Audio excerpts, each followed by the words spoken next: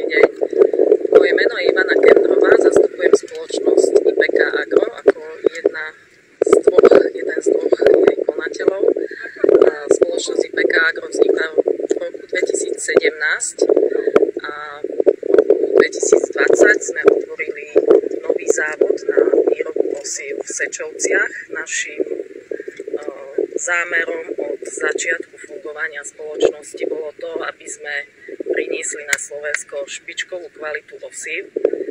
A toto rozhodnutie, alebo tento zámer sa nám darí naplňať vďaka šľachtiteľovi, s ktorým spolupracujeme, spoločnosti Progrej z Kanady.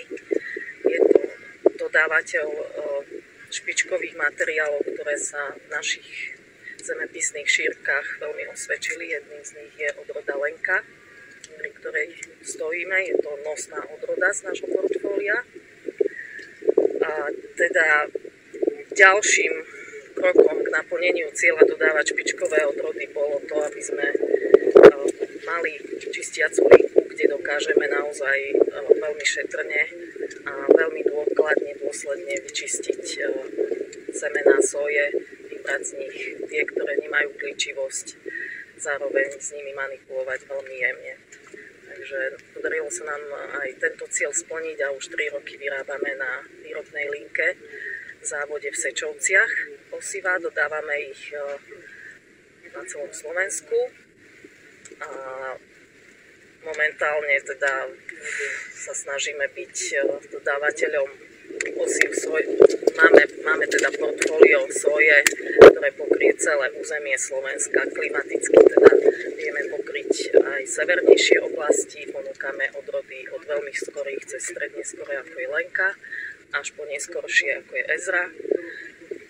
Takže myslíme si, že to portfólio vie uspokojiť na Slovensku naozaj akéhokoľvek farmára, ktorý sa rozhodne pestovať soju. Samozrejme, ku všetkým našim produktom poskytujeme odborné poradenstvo. Samozrejmosťou je, že naši obchodní zástupcovia sú v teréne, na telefóne, porasty niekoľkokrát ročne navštevujú.